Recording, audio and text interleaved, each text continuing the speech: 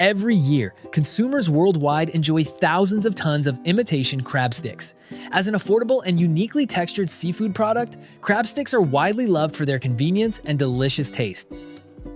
However, producing such enormous quantities requires the crab stick supply chain to rely on massive amounts of fish as raw material. Along with key ingredients like paprika for coloring, behind every glistening, appetizing crab stick you see on your dinner table lies a complex yet highly efficient production process. So how exactly are these millions of crab sticks manufactured on a massive scale, day after day, around the globe? This video takes you deep inside the entire production process of imitation crab, from catching the raw ingredients to the final packaged product. Imitation crab sticks were first created in Japan during the 1970s. At that time, demand for Japanese seafood was surging, yet real crab meat was far too expensive and its supply too unstable to satisfy the mass consumer market. In order to create an affordable alternative that closely mimicked the taste of real crab, the Japanese food industry developed a product based on white fish meat called surimi. Although the goal of this innovation was simple, it was extremely challenging. Using a low-cost seafood ingredient to replicate the authentic flavor and texture of real crab meat. To achieve this, Japanese engineers invented a new process to transform surimi into the shape and texture of crab meat. First, white fish is cleaned, headed, gutted, and deboned. Then, ground into a fine, smooth white surimi paste. Next, the surimi is shaped into fibrous, stick-like forms. The exterior is coated with a thin orange-red film colored by paprika to simulate the natural color of cooked crab meat, while seafood flavoring is injected into the surimi to create a richer, more authentic taste. It was precisely this production technique that rapidly turned crab sticks into a global bestseller. By the late 1980s, annual sales had already reached thousands of tons, and the 1990s brought explosive growth, giving rise to an industrial system capable of producing tens of thousands of tons of surimi for crab stick manufacturing. Currently, global surimi production exceeds 3 million tons annually, and the market continues to expand. So how is the fundamental raw ingredient behind all of this, Alaska Pollock, actually caught? Alaska Pollock inhabits the cold waters of the North Pacific and is one of the most commercially important fish species. Fishing vessels enter designated zones, using sonar to precisely locate fish schools. Modern sonar detects the depth and density of fish layers, enabling scientifically optimized fishing plans.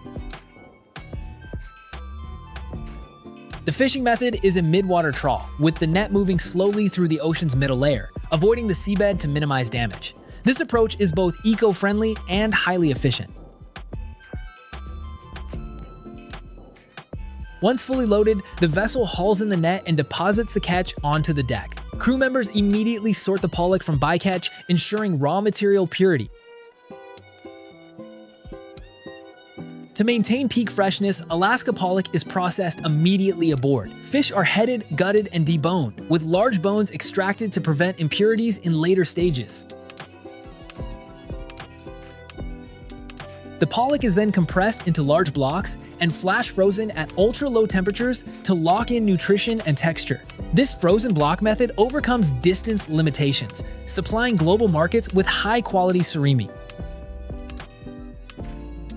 After the cargo ships arrive at port, the frozen fish blocks are unloaded onto refrigerated trucks and transported to specialized surimi production factories. Here, the fish blocks are fed into industrial-grade grinders, where the meat is broken down into a fine, uniform white surimi paste. This stage lays the critical foundation for all subsequent production. Once the surimi enters the large mixing vat, measured amounts of salt, sugar, cornstarch, egg white, vegetable oil, and MSG are added to enhance flavor. These ingredients work together to regulate the viscosity and elasticity of the surimi, while salt combines with protein to form a stable network structure, ensuring the final product does not crumble easily. The mixing process runs at low temperature and high speed, critically important for thorough protein bonding and forming a resilient, fibrous texture. Thanks to this, the surimi inside each crab stick pulls apart into fibers, perfectly replicating real crab. At this stage, the outer surimi receives a small paprika addition for coloring, producing a realistic reddish-orange crab hue. Uniform color without disrupting internal structure is key to a convincing appearance. The pre-seasoned surimi is then mechanically spread into extremely thin surimi sheets. These sheets are subsequently fed into a steam tunnel for uniform heating. The steam causes the surimi proteins to coagulate, transforming the texture into something firm and elastic while maintaining enough flexibility for further shaping. After partial cooling, the steamed sheets enter a rolling machine consisting of multiple rollers. By adjusting the roller pressure, the surimi sheets are precisely rolled into tight, elongated crab stick rolls, with a white surimi core wrapped in an orange paprika-colored outer layer. This step ensures the crab sticks have a layered, realistic appearance while keeping the internal fiber structure intact. As the continuous surimi roll advances along the conveyor belt, high-speed mechanical blades cut it into uniformly sized standard crab stick segments. The blades are precise and sharp, guaranteeing clean, undamaged edges with zero crumbling. This automated system can cut thousands of crab sticks per minute, significantly boosting production efficiency. After cutting, each crab stick passes through an automated visual inspection system that screens every piece for proper shape and structural integrity, rejecting any abnormally shaped or broken products to ensure complete uniformity in appearance and quality. The sticks are then neatly arranged on food-grade trays, and the packaging machine vacuum seals them using heat-resistant, anti-fog film to guarantee freshness and safety. Although the finished crab sticks are already in an edible form, they still require pasteurization for food safety and to extend shelf life. The pasteurization process maintains temperatures above 185 degrees Fahrenheit for 30 minutes, gently destroying potential bacteria and microorganisms to prevent rapid spoilage while preserving the taste and flavor.